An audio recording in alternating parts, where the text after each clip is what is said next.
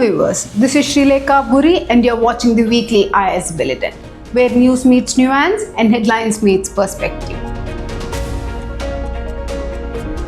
From rail coaches to rural routes, from digital dangers to diplomatic dialogues, today's headlines inform, provoke and prepare.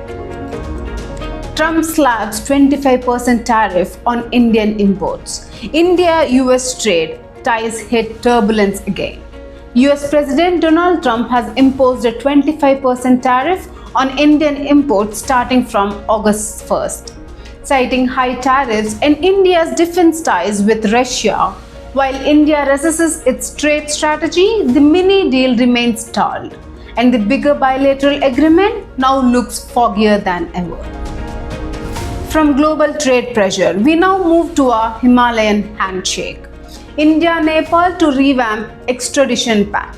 India and Nepal have decided to revise their 1953 extradition treaty, finally catching up with current realities. The recent mutual legal assistance agreement now allows intelligence sharing, evidence exchange and smoother criminal transfers, a boost to regional law enforcement. From regional diplomacy, we jump into domestic classrooms. National Education Policy 2020 Beyond Classrooms. 4 years on National Education Policy 2020 is reshaping learning. With over 4.2 crore students impacted through Nipun Bharat, Vidya Pravesh and digital tools like Diksha and PM E-Vidya, education is moving beyond rote. But challenges remain: center-state divides, language concerns and delays in HECI formation. From the future of learning, let's look at how India is powering its green future. Hydrogen fuel cells drive India's first green rail coach. India has tested its first hydrogen-powered train coach in Chennai. Developed under the National Green Hydrogen Mission, it's a leap towards cleaner, zero-emission rail travel. Safety certified and fueled in Haryana, it will soon ferry passengers between Jind and Sonipat. And now from clean energy to clean land, India launches rules to clean up toxic legacy. The Environmental Ministry has launched India's first legal framework to clean up contaminated sites.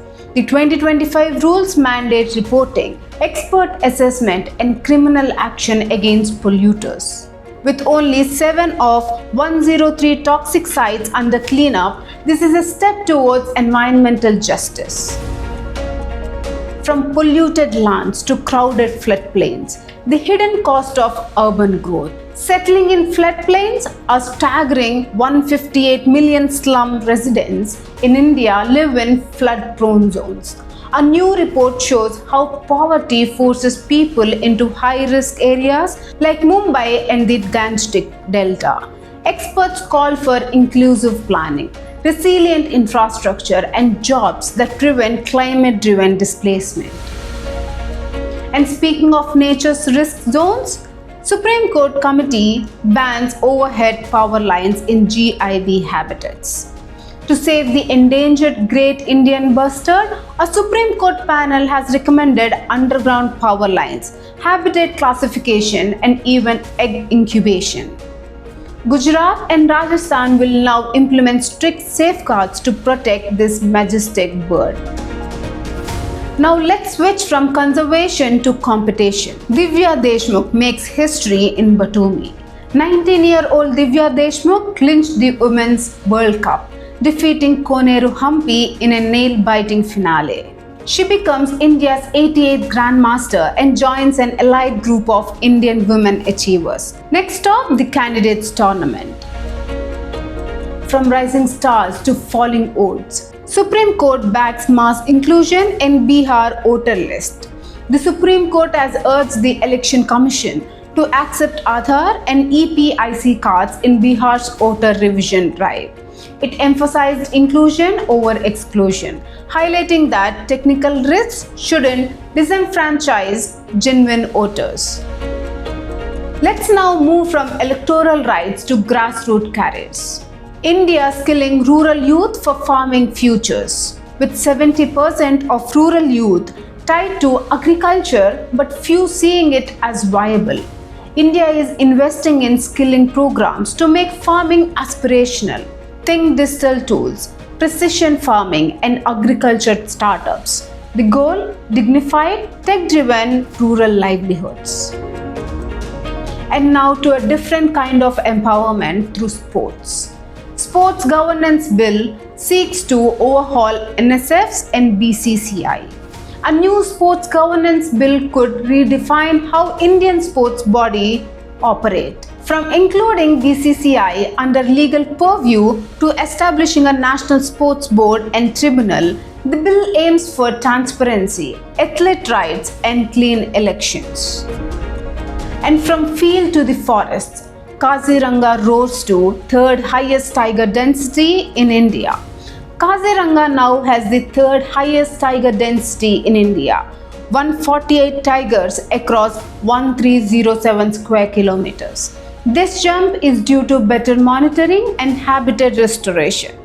Assam's tiger conservation efforts are clearly paying off. Now let's go from roaring jungles to rising regulation. UN calls for global AI regulation amid rising risks. AI is evolving faster than laws.